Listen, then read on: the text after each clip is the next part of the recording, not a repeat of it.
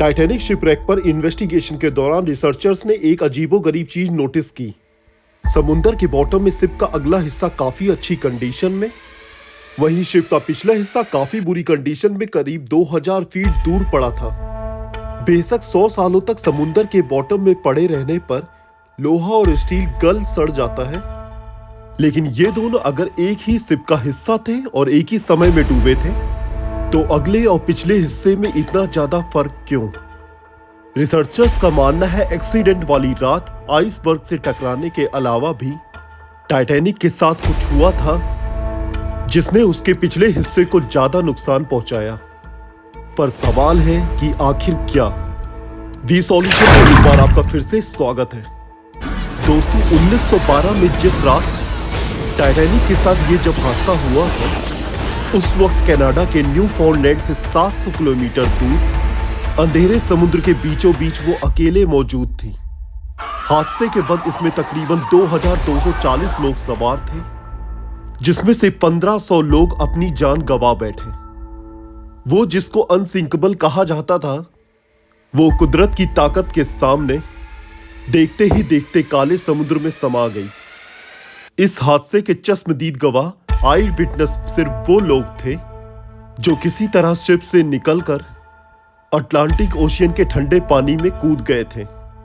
Iceberg टकराने से लेकर शिप के डूबने तक जो कुछ भी हुआ उसका रिकॉर्ड उन आई विटनेस के अलावा किसी के पास नहीं था, जो खुद भी ठंडे पानी में लड़ने में मशरूफ थे। पहली रेस्क्यू शिप आरएमएस कारपैथिया टाइटैनिक डूबने के 1.5 घंटे बाद वहां पहुंची थी। वो भी खुशकिस्मती थी कि उनको टाइटैनिक का इमरजेंसी मैसेज मिल गया, वरना जो लोग ठंडे पानी में जिंदगी और मौत की जंग लड़ रहे थे, उनकी जान भी नहीं बचती और टाइटैनिक के हादसे के बारे में आज तक किसी को भी मालूम ना पड़ता। इन्वेस्टिगेशन के दौरान पहले तो किसी को भी मालूम नहीं था कि शिप के साथ आखिर हुआ क्या, लेकिन बचने वालों ने बताया कि शिप की एक आइसबर्ग से टक्कर हुई थी।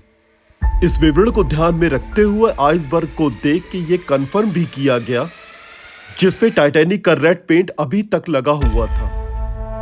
हादसे के बाद आई विटनेस और एविडेंस को देखते हुए इन्वेस्टिगेशन रिपोर्ट में बताया गया कि टाइटैनिक के राइट साइड पे आइसबर्ग ने 300 फीट बड़ा सुराग छोड़ दिया था, यानी टाइटैनिक की पूरी साइड का 1/3 हिस्सा फट गया था। पर दूसरी तरफ आई विटनेस का कहना था कि टाइटैनिक को डूबने में करीब 2.5 घंटे लगे। इन्वेस्टिगेटर का मानना है अगर आइसबर्ग ने टाइटैनिक पे 300 फुट का सुराग छोड़ा था, तो इसको 2.5 घंटों में नहीं बल्कि चंद मिनटों में ही डूब जाना था। पर सच्चाई क्या थी ये किसी को भी मालूम ना पड़ सका। सच्चाई जानने के लिए जरूरी था कि टाइटैनिक शिप को ढूंढा जाए। कई सालों तक टाइटैनिक की तलाश जारी रही और हर गुजरते साल ये मिस्ट्री और ज्यादा संगीन हो गई। आखिरकार 73 इयर्स के बाद जब टाइटैनिक का मलबा मिला, ये मैरीन इंडस्ट्री के लिए एक बहुत बड़ा ब्रेक थ्रू था। वो सारे सवालात जो टाइटैनिक अपने पीछे छोड़ के गई थी, उनके जवाब ढूंढने का वक्त आ चुका था। अटलांटिक ओशियन की 4000 मीटर गहराई में पिछले कई सालों से टाइटैनिक का मलबा काले अंधेरे समुद्र में मौजूद था। कई एक्सपीडिशन अरेंज किए गए जिन्होंने शिपरेक की हजारों लाखों फोटोएं कैप्चर की। ओशियनिक एक्सप्लोरर पीएच नार्सेले ने 30 से ज्यादा बार टाइटैनिक मलबे का दौरा किया है, लेकिन उन्होंने 300 फुट बड़ा सुराग एक बार भी नहीं देखा।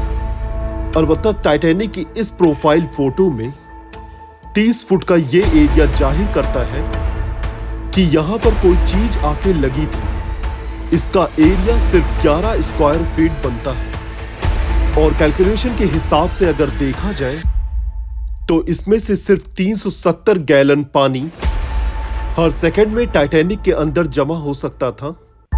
इसी स्पीड से पानी भरने का मतलब है पूरी शिप में पानी टोटल 2.5 घंटे में भरा होगा और आई विटनेस के मुताबिक टाइटैनिक को डूबने में 2.5 घंटे ही लगे थे।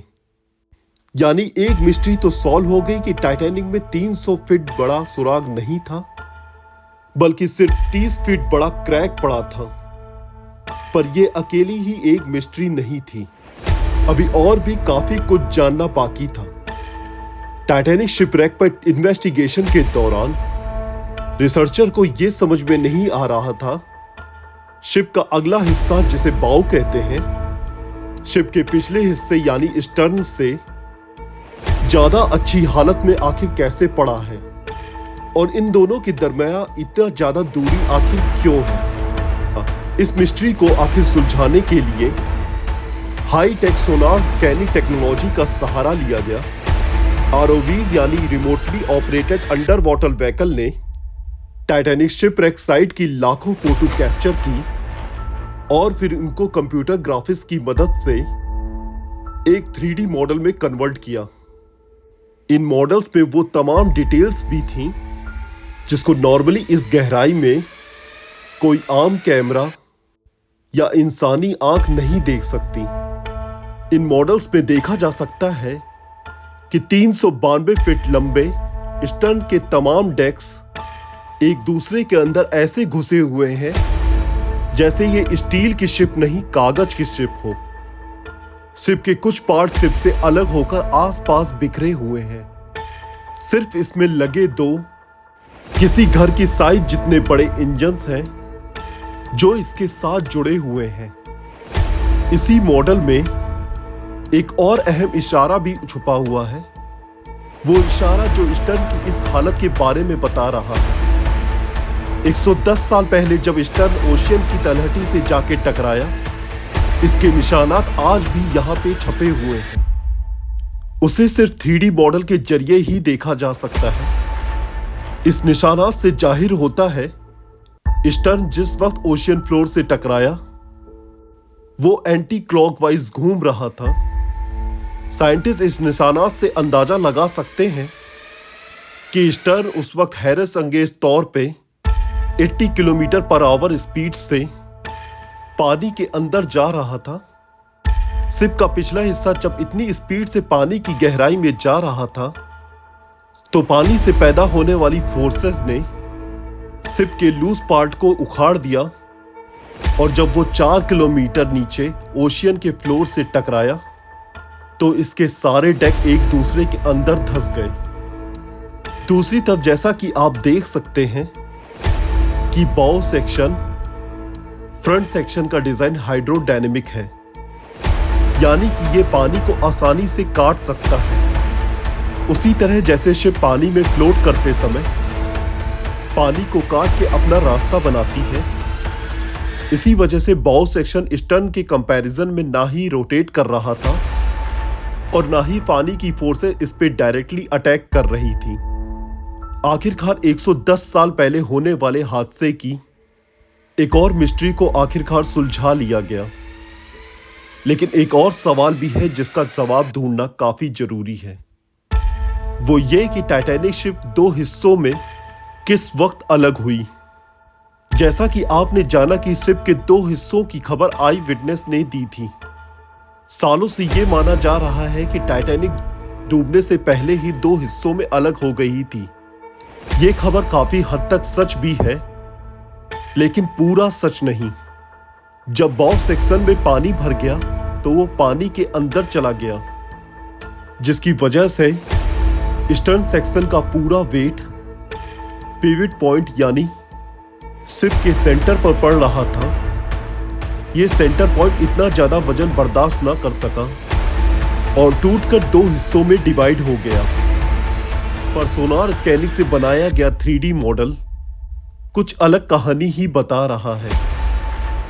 देखा जाए टाइटैनिक के अंदर मौजूद साजो सामान दूर दूर तक ओशियन फ्लोर पे बिखरा हुआ है। इसमें coffee cup, dinner plates, deck benches और लोगों का पर्सनल सामान भी है। इसमें से 90% आइटम स्टर्न सेक्शन के हैं। टोटल 12,000 से भी ज्यादा आइटम इस एरिया सेक्शन में फैले हुए हैं, जो करीब 3.2 स्क्वायर किलोमीटर का एरिया बनता है। अगर ये सेक्शन पानी के ऊपर ही बाउ सेक्शन से अलग हो जाता तो इसका मतलब है ओशियन फ्लोर पे पहुंचते पहुंचते तो इसका मलबा 3.2 स्क्वायर किलोमीटर ही नहीं, इससे भी ज्यादा बड़े एरिया में फैलता। लिहाजा एक्सपर्ट्स का मानना है कि ये सेक्शन टूट तो पानी के ऊपर ही गया था, लेकिन ये बॉ सेक्शन से अलग ओशियन फ्लोर के करीब आकर ही हुआ है और रोटेट होते होते अपनी डायरेक्शन बदल गया और 2000 फुट दूर जा गिरा।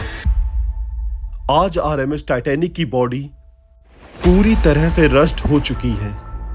साइंटिस्ट का मानना है ओशियन की इस गहराई में ऑक्सीजन की मात्रा बहुत कम होती है, जिसकी वजह से रस्टिंग प्रोसेस भी बहुत स्लो होता है। लेकिन जंग के कुछ सैंपल को निकाल के जब टेस्ट किया गया तो मालूम पड़ा जंग बैक्टीरिया से रिलीज होने वाले ऑक्सीजन की वजह से लगा है। एक्सपर्ट का मानना है जिस तेजी से इस पे जंग लगता जा रहा है, आने वाले चंद सालों में टाइटैनिक के सारे फ्लोर एक दूसरे पे गिर जाएंगे और ये अपनी असली शेप हमेशा हमेशा के लिए खो देगी।